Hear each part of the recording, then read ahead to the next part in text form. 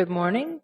Today is Tuesday, September 20th, 2016, and I'm now going to call to order this meeting of the Minneapolis Audit Committee. My name is Lene Palmisano, and I'm chair of this committee.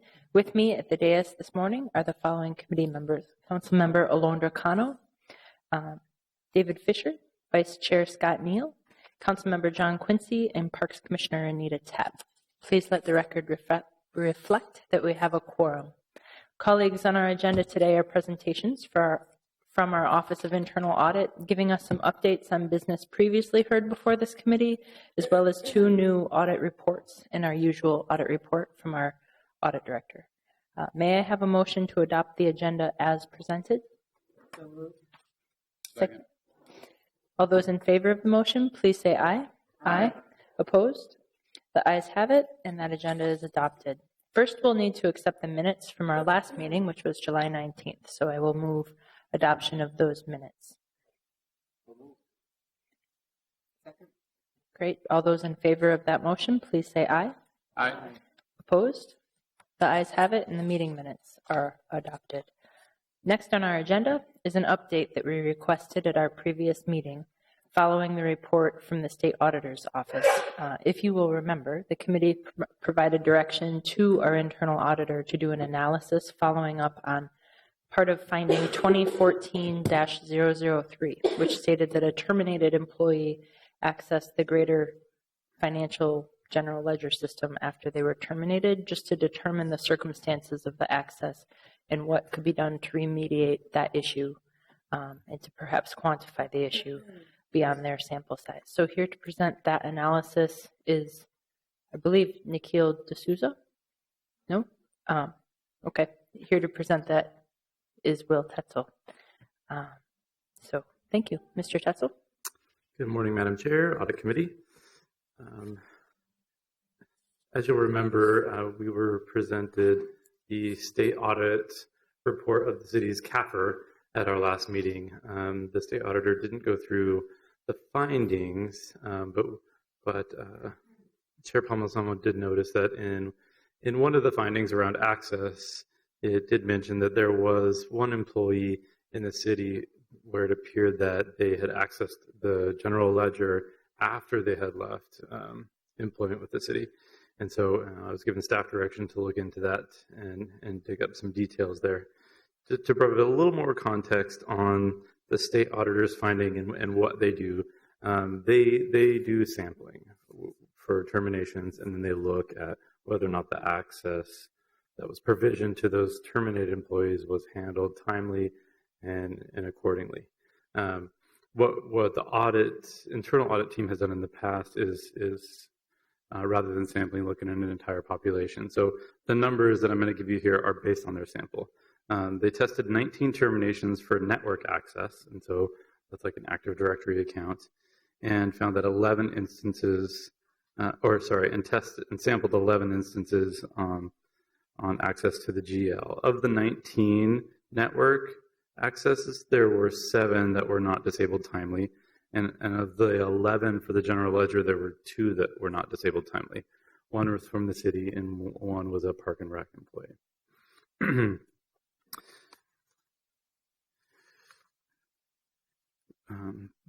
Because access provisioning here at the city is somewhat decentralized, there are a few parties that need to get involved to handle disabling the variety of accounts that an employee can have when they're hired here. On this slide, you'll see the chronological order of events here. The first event was, well, maybe I should back up here quickly.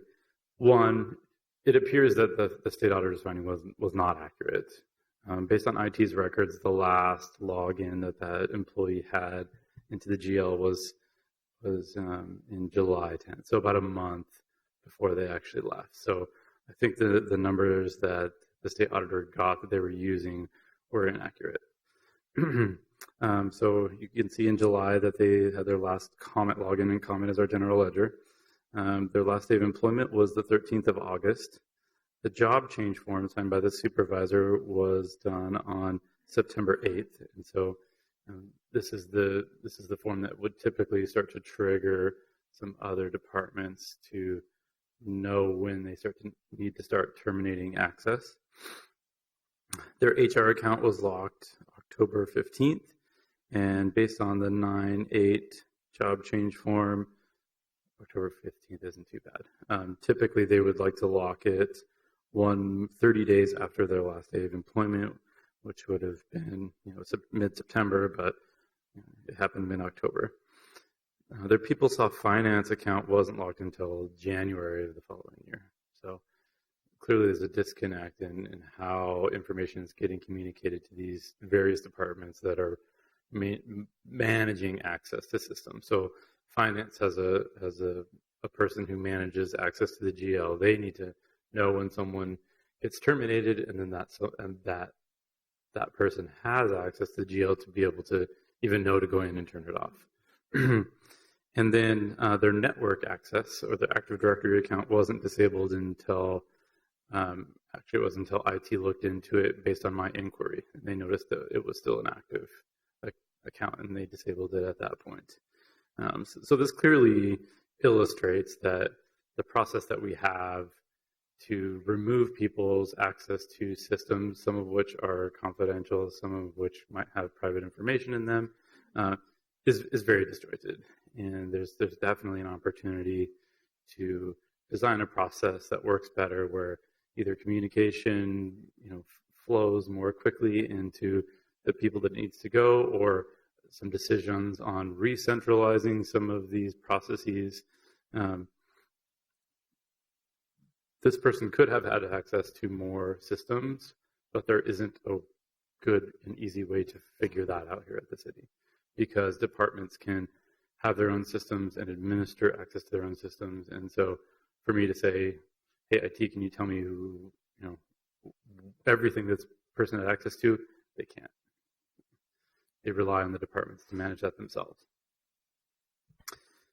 Mr. Tuttle, if I may interrupt you here, just because this is a very small sample size, and that might lead people to think, that was all of the terminations we did in the city. My understanding is, could you explain a little bit from an audit perspective on why the state auditor, or then when you guys looked into it later, why the sample size was such a small sample size? My understanding is that there were over 1,000 terminations like this over the course of last year, and that includes interns, it includes park people, just everybody. Could you give us a sense of what that magnitude is of percentage of sample size versus the population? Yes, Madam Chair. To put it into perspective, if you remember, we did an audit on PeopleSoft HR access, and I think it was 5 quarters worth of terminations. There were over 1,000 terminations where their access to their HR or PeopleSoft wasn't terminated within 30 days. So there were over 1,000, what I would say, findings or issues out of all of the terminations. And I think that maybe there was over 7,000 terminations. Some of them are seasonal employees, so you can see a lot there. They probably don't have access to a lot. There was an upgrade in the ERP. They didn't upgrade, so a lot of people that might have been focusing on some of these more routine tasks were working on this upgrade and probably doing some testing. So you potentially could expect or excuse a little bit more in that area, but it goes to show when you look at an entire population, you can definitely find a lot more than looking at a small sample. The state has a process to do probably statistically relevant sampling, and so based on that, you could maybe extrapolate the number that they found against all the entire population. Sometimes it's not safe to do that, but when we have looked at it in more detail, we found some bigger issues. Again, and I want to reiterate this: when an employee leaves the city, what we try to do now is cut off all of their access except for their HR self-service. So if you go into HRIS, you can see your pay stubs, you can see your benefits, you can see all that information. And then 30 days after your last day of employment, they lock that account, or they mean to lock that account. That's their goal.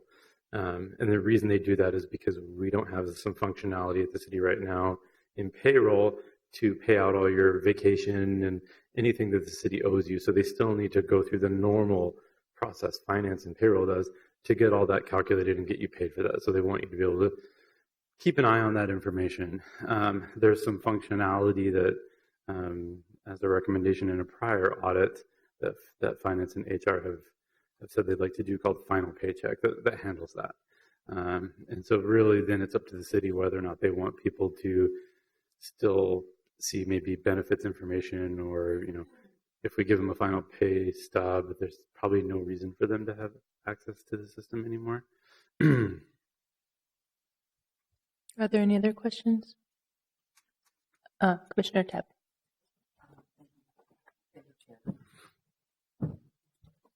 Thanks. So if someone is terminated, they would still, the following year, obviously get a W-2. So they actually, to change an address, for example, for that reason, would have to call in because they can't log in and do any changes? Would that be how it works? Madam Chair, Commissioner Tabb, yeah, after the 30 days, you don't have any other options to go in. And then you said that the state auditor made a mistake on that one person that had logged in. Madam Chair, Commissioner Tabb, the data that they were using was bad. Okay. Yep. So based on the information, I didn't see what they had, but when we asked finance for some more details on that, they said, we think we gave them bad information. Okay. Yep. Thanks. Mm-hmm. Mr. Tetzel, this has been an element of other audits. In fact, I feel like one of the most trending topics of some of your audit work in the city has been how we offboard or terminate employees that leave the city. It's frustrating because nothing has been done to change that process, and we need to start. What I learned from reading the results of this, and then the other one that I know we have yet to get to, is that there isn't one department here that is not doing their job, right?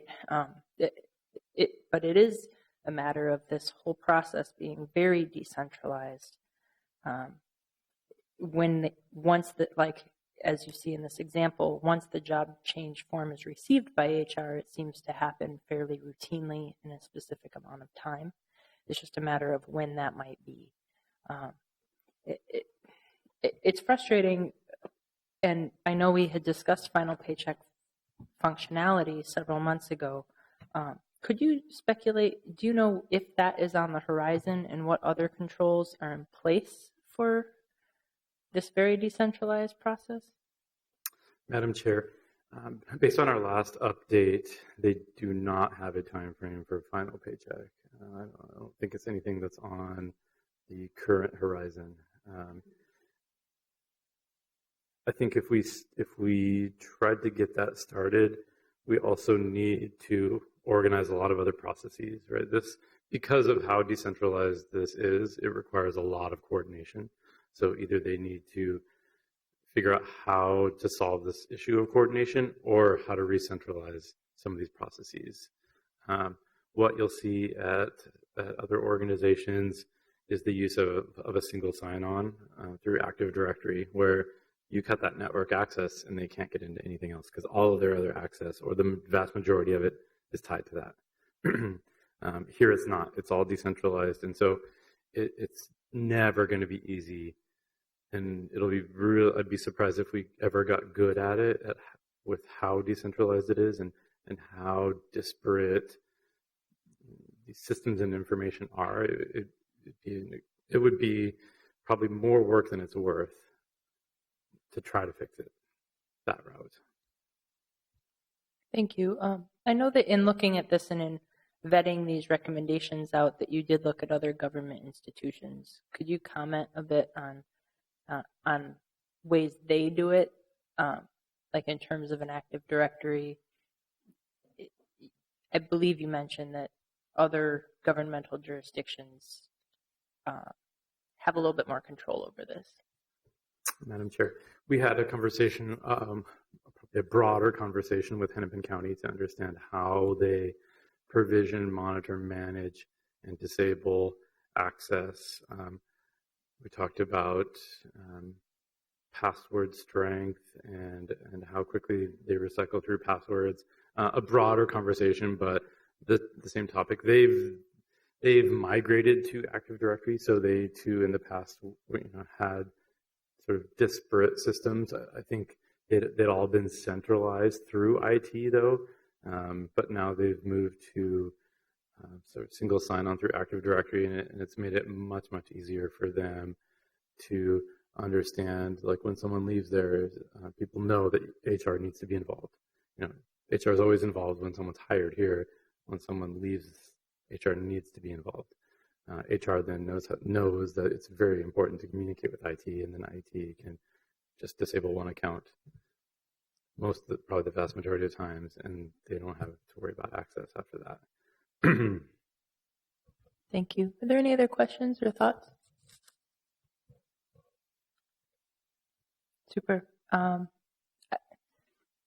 I guess in conclusion, just to reiterate what you said, supervisors need to be accountable for reporting terminations in a timely way. That's what helps this process work or not in our city. May I have a motion to receive and file this memo, direct staff to publish it, and refer it to City Council? So moved. It's been moved and seconded to receive and file the 2015 State Audit Management and Compliance Reports and do this follow-up memo. All those in favor of the motion, please say aye. Aye. Opposed? The ayes have it, and the reports will be received, filed, published, and referred. Sure. Am I to understand is that the conclusion is that, well, something should be done to close off the Active Directory more quickly, but there's really not a plan in place to accomplish that? Madam Chair, Mr. Fisher. This was a memo, so this wasn't an audit where we presented the facts to departments and asked them for a response based on our recommendations. Based on the audits that we've done in the past, there are some remediation efforts with IT and HR around this. We should probably revisit it a little bit more holistically with the help of our IT audit consultants to determine whether or not we feel like that's enough, or should we come up with a new strategy to try to address this. We've hit on sort of more discrete topics in the past, but we haven't covered system access and security holistically in the city, because it would be such a huge endeavor, because it's not all managed and provisioned through IT. We've done PeopleSoft HR and PeopleSoft Finance because those are big ERM systems, because there's a lot of sensitive data there. But there's dozens and dozens of other systems. So no, there's not a one solution out there. There's some remediation efforts out there. But to your point, we should probably aggregate those and see if that's the best way to solve the problem. I would think that would be the will of the committee that this be addressed. I certainly don't mind looking at it and trying to coordinate the complexities that come behind it. It seems that it sits with the department heads to make sure that they protect their department data by getting this done as quickly as possible. So there should be some kind of a city coordinated campaign to get that accomplished. And it would be my desire, at least, that it shouldn't be just said to be something we should do, but something that we are going to do. Mm-hmm. Mr. Fisher, I think my initial takeaway from this was to have more of an informal conversation first with the city coordinator around what could be done and how we could start to make progress on it. I'm not sure at this point that there's a specific staff direction that we want to give back to our auditor unless you feel differently. No, I think the process has to be a smooth one. I don't want to complicate that, but I do want to make sure that something is going to be done following. Yeah, I will be having that conversation. And I think one of the outcomes of this memo, as we've been building this audit lens, is to see this as the complex challenge that we have in the city, and there might be a few different ways to work on shoring that up. Okay. So if I recall, we did receive and file that and order it published. Okay. Then the next item of unfinished business on our agenda is for a short update on the Transportation Management Organization audit report that was presented to us back in May. Mr. Tetzel? Madam Chair, you'll remember back in May we discussed the audit, the third-party audit of the Downtown Transportation Management Organization, known as Move Minneapolis. Since then, we've been in communication with that organization. They have found an interim executive director to keep the day-to-day goings-on of the organization going. I think there's still a lot of balls in the air with how the city relates to that organization, what role Metropolitan Council plays there.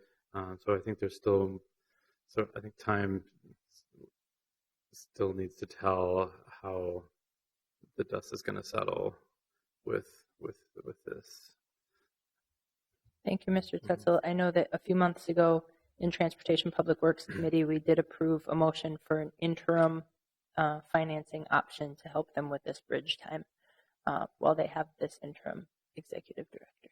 So, great. Are there any questions or comments from the committee on that? Just a quick question, Madam Chair, Mr. Tetzel. Do you know the personnel status of the executive director? Is it a leave situation, or has there been a discharge, or what do you know, or what can you tell us? Madam Chair, Mr. Neal, the prior executive director was excused from his position. Okay. May I have a motion to receive and file this update on the TMO audit? So moved. Great. Thank you. It's been moved and seconded. All those in favor, please say aye. Aye. Opposed? The ayes have it, and those reports are received and filed. Moving on, we have some new business. We have two audit reports. First, we have a report that is tangentially related to the update we heard earlier, but is a report that was completed independent of the state auditor's work. Just to kind of put it into layman's terms, the other one was following up on a specific audit finding from the state, and this one is really more about, do we give the right kinds of access to the right kinds of employees here at the city? I think that's the right way to explain it. So here to report on that is Mr. D'Souza. Thank you for coming. All righty. Good morning, Madam Chair and Committee. Thank you for having me. Just like you mentioned earlier, Madam Chair, there's two components to access. One is more on the provisioning, deprovisioning. The other is more on the type of access you got, and is that being reviewed on an ongoing basis to make sure that's the right access. So we do talk a lot about PeopleSoft. There's two PeopleSoft systems at the City of Minneapolis, and the one we're talking about today is the COMET system, which is the general ledger and the finance system, and that was the scope of the audit that was performed over here. And the reason why we did put it into scope is because of the sensitive data that it does contain, to which Mr. Tetzel alluded earlier, with Social Security numbers, tax identification numbers. When you do garnish wages, it does come in as your tax ID number in your paycheck. So it's multiple aspects that led us to scope in this particular system. And the primary purpose for looking at this system, in addition to finding out the type of access, is more to even understand how is administrative access to the system controlled. So not just the end users who are actually using it day in and day out, but also the back end that maintains it on a day in and day out basis. So the first component we looked at is with respect to segregation of duties across treasury, purchasing, inventory, fixed assets, and the general ledger. Oh, I always forget that. There we go. And the general ledger rules. So the main purpose of this was to identify if there was any conflicting functions. So if not one person can actually create as well as authorize their own purchases or things of that nature. And the second was to look at the procedural and systematic enforcement of how any of those administrative accounts or privilege accounts are managed, not just at the PeopleSoft application layer, but also on the supporting infrastructure, which is the server and the database as well. What we did end up finding, there were a lot of areas where there were no segregation of duties conflicts. However, there were two business areas which we did find conflicts on. And the first one was with respect to inventory management, where people could actually reconcile the inventory and modify the inventory records. However, there is a new system that's going to be put into place in the city this fall called Maximo for inventory management. And the findings that we found from our audit were taken into consideration while designing the security for the new system. And in addition to that, before the data is migrated from PeopleSoft into the new Maximo system, a whole data cleanup is being done on the inventory records, which is helping re-reconcile the reconciliations already performed by these two individuals which have conflicting functions. The second segregation of duties item we found was with respect to purchasing, and Mr. Tetzel will discuss that in detail during the Procure to Pay audit update, which is coming up next. Any questions on the segregation of duties? All right. The second aspect we found issues with were with respect to the administrative access. When it comes down to administering the system, sometimes shared accounts are used amongst multiple individuals. This creates a lack of accountability because you don't really know who did what in the system because it's a shared account. We ended up finding 6 application level accounts that are shared amongst multiple city staff, as well as 2 at the operating system and database layer. And this creates a lack of accountability because we don't really know who's using those accounts to perform what administrative functions. We have also recommended that we do create a logging process in place so that we do know when those accounts are used and for what particular purposes they were actually being utilized for. The city is evaluating currently different options to come up with a cost-effective way of implementing a system that will help track the utilization of these shared administrative accounts. The last, what we found is more on the detective end of access, which is doing a periodic access review to ensure that the access that the currently folks have in the system, the city employees do, is what is they need for their job responsibilities and is actually valid. And technically, these access reviews should catch some of those terminations that fell through the process because it'll be done on a periodic basis. And the first thing you would check for is to make sure all the users that are in the system are actually active city employees. Of course, that will not resolve the part of the supervisor notifying HR to remove the access. However, this would on an ongoing basis be able to perform a review to make sure that there's no terminated folks in there, as well as the people who have access need the access for their job responsibilities. One thing I do want to call out, there is a bi-weekly process to check for terminations already for the general ledger system. However, as we could tell from the one example prior, it's a manual process, so it's not always 100% effective. The last item we found with respect to the COMET system was more on the secure configuration and change management. When it comes down to secure configuration, you want to make sure your infrastructure, such as your server and your database, are configured to a certain standard of security so that they're not vulnerable to any outside security threats. Right now, the city doesn't have a defined standard, but we are leveraging our third-party managed service provider, OneNext standards, to help bridge the gap till the city gets an approved policy in place. So it's not like the operating system and database are vulnerable at this point, but they could be more configured to better align with the other city IT systems, and that's actually in process, scheduled to get done this fall. So the last aspect was more on the change management, and while there were changes made to the PeopleSoft application that were completely documented, tracked, and approved, the supporting infrastructure, unfortunately, did not have any supporting documentation to show that the changes made to it were authorized and approved. So we did go ahead and recommend that when such patches or changes are applied to the supporting infrastructure, that they are actually documented so that we know that they're authorized and approved before they're actually applied.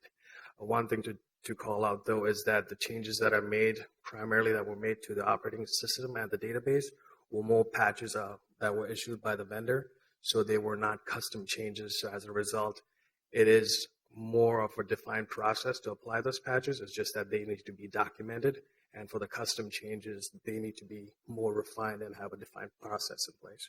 So, any questions? Any questions? Commissioner Tapp. Thank you, Madam Chair. In terms of the access reviews, I'm not sure I quite understand. Is that something that's going to be done periodically? Yep, that's the goal is to, Madam Chair and the Commissioner, yes, the goal is to have the access reviews at minimal done annually to verify if the access that they have is what they need for their job responsibilities. And on a biweekly basis, there will also be a check to make sure that if there were any terminations that were notified to the department, that they were indeed terminated from the system. Okay, so will you review everybody, or is it a sampling, or how does that work? So this is actually going to be performed by the finance IT support team itself. And on a biweekly basis, they will just verify that these were the terms that came in from HR, and they'll make sure they're not in the system anymore. And on an annual basis, they'll review everybody, which is well over 700 users in just the finance GL system, to make sure that they need the access that they have, or whether they have too much, or whether we should scale it back. Okay. So, Thank you. Mr. D'Souza, my question, I think, was somewhat answered by your response to Commissioner Tabb's question. And it was that one of the great things, I think, when I see people work at the city over time is how they move around the city. And so I was worried that this was really just taking a look at a transactional in and out, kind of into one job function or one job class. But it sounds like from both the biweekly checks and the annual overall look that perhaps we're looking at access the right way. We're looking at it more from every individual instead of just an in-out function of the city, like within a person over time, or person's system access over time. Would you agree? Yep, Madam Chair, you're absolutely right. The process, that the two steps, one is the biweekly review and the annual review, will accommodate and should address any transfers in addition to terminations. So if a city employee does move around a lot and on an annual basis when the access review is performed, the process typically is to send it out to the person's current supervisor and say, employee ABC has access to inventory and purchasing. Do they need access to both? And then the employee supervisor should respond back saying, no, purchasing was in their past role. They no longer need it, so please remove that. So it will address the transfer issue as well. Thank you. And then because you are one of our consultants and you do work across a lot of different industries, and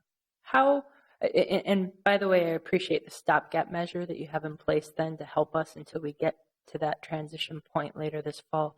How exposed to risk are we here in comparison to other finance modules that you see?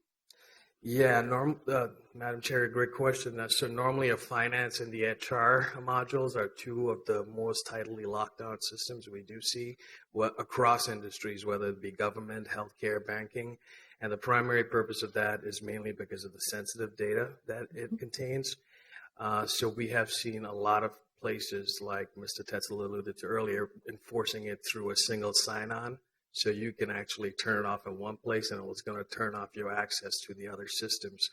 Given that we do not have that kind of structure out here, and city employees can access PeopleSoft General Ledger and PeopleSoft HR directly without going through the network, it does make us a little vulnerable to outside threats and attacks, given the one layer of security instead of having a multi-layer of security to access the system. Thank you. Sorry, Councilmember Quincy. Thank you, Madam Chair. I just had a quick question. First, I'd like to start with a comment. I know security has been something that's been very important to Mr. Dahl as he started at the city as our CFO, as our CIO. And and I know we're continuing to make progress in that area, and as well as investment in it. So appreciate that as we're just coming off a big transition between our previous support provider into a new environment. So that transition between two different providers on something enterprise-wide is significant and something that we're always concerned about on the security aspect of that. My other simple question is, and I don't know if you're able to answer this, or Mr. Tetzel, or it may be even Mr. Ruff, but does the PeopleSoft, does the IT, HR functions, all that are blending together here, does that apply to both the City of Minneapolis proper as well as the Park and Recreation Board's operations? Are we talking about different procurement systems and different access and different HR, different IT strategies to accomplish one goal, although it's all wrapped up in one audit? Madam Chair and Council, actually, this was only focused just on the City of Minneapolis's finance GL system. It's my understanding that the Park Board is on a completely different system. However, there's some integrations on certain areas, but the findings that we found were primarily related to the finance comment IT support team. And yeah, I'm looking at Commissioner Tabb. We both chair some pretty important finance committees at the Park Board, and you're, of course, the president of the Park Board. I think whatever we're doing in one aspect should be shared with the other entities, so make sure that we're addressing these common problems. So I appreciate the work of your audit and your comments, and hope that they can be translated to other jurisdictions. Thank you. Any other comments? Great. Go ahead. That's all I had, so. Okay. May I have a motion then to receive this report and direct staff to publish it? It seems that there are a number of follow-on items, but none that specifically would be directed to Audit Committee from this. Second. Great. It's been moved and seconded. All those in favor of this motion, please say aye. Aye. Opposed?